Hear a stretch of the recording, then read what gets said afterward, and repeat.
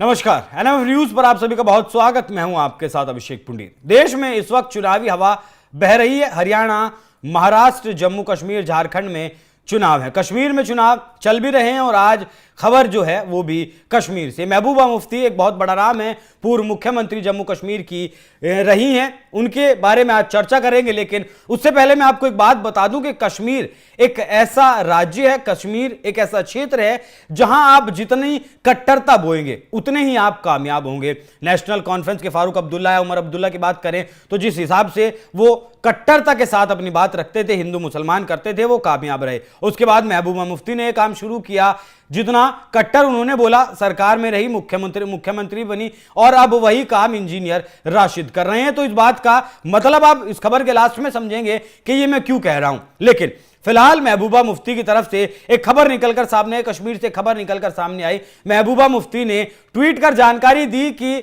Hezbollah chief Nasrallah जो मारा गया इजराइल के हमले में, उसे शहीद का उन्होंने दर्जा दे दिया। लेबनान के लोगों के साथ वो खड़ी नजर आई। महबूबा मुफ्ती लिखती हैं, लेबनान और गाजा के शहीदों, खासतौर पर हसन नसरुल्लाह के साथ एकजुटता दिखाने के लिए मैं कल अपना अभियान रद्द कर रही हूं। हम इस पर दुख और अनुकरणीय प्रतिरोध की घड़ी में फिलिस्तीन और लेबनान के लोगों के साथ खड़े हैं। तो जो निर्दोष लोग लेबनान में और फिलिस्तीन में मारे गए, पूरी दुनिया उनके साथ खड़ी हुई है। लेकिन जिस तरीके से हिजबुल्लाह एक आतंकी संगठन है और लगातार इजराइल के ऊपर जिस तरीके से उसने हमले किए, वो कोई ढकी छुपी बात नहीं है। उसके बाद ऐसे आतंकवादी के लिए आंसू बहाना, ऐसे आतंकवादी के लिए अपना चुनाव प्रचार रोक देना कहीं ना कहीं यह दर्शाता है कि कश्मीर में आप किस मानसिकता को जन्म देने की कोशिश कर रही हैं। जिस तरीके से कश्मीर में कभी पत्थरबाजी हुआ करती थी, लेकिन वो पत्थरबाजी अब नहीं होती। किस तरीके से अमन चैन के साथ लोग कश्मीर में रह रहे हैं, जिससे कि आपकी जो राजनीतिक जड़ें हैं वो कहीं ना कहीं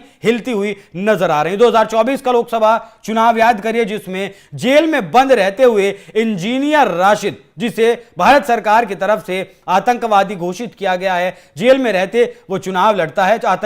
आतंकी होने के उसके ऊपर आरोप हैं। जेल में रहते हुए चुनाव लड़ता है और जीत भी जाता है। जीतता क्यों है?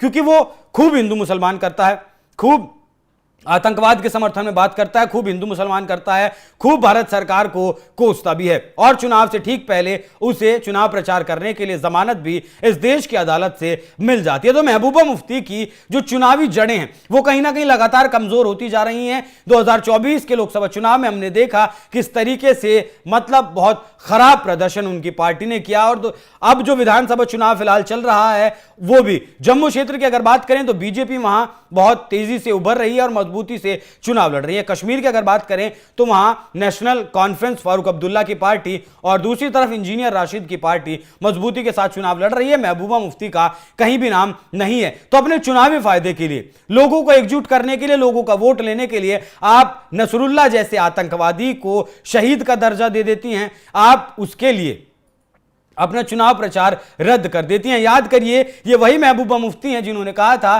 कि अगर धारा 370 को हाथ भी लगाया गया तो तिरंगे को कंधा देने के लिए आदमी कश्मीर में नहीं मिलेंगे। लेकिन आज लाल चौक के साथ साथ पूरे जम्मू में, पूरे कश्मीर में तिरंगा शान से लहरा रहा है। तो जो खून के आंसू बहा रही हैं महबूबा मुफ्ती, वो कहीं ना कहीं उनकी मानसिकता को दिखा रहे हैं कि किस तरफ वो कश्मीर को लेकर जाना चाहती हैं और लेकर जाने का काम भी कर रही हैं। बाकी ये पूरी खबर आपको कैसी लगी, कमेंट कर अपनी राय हमें जरूर बताइएगा। धन्यवाद।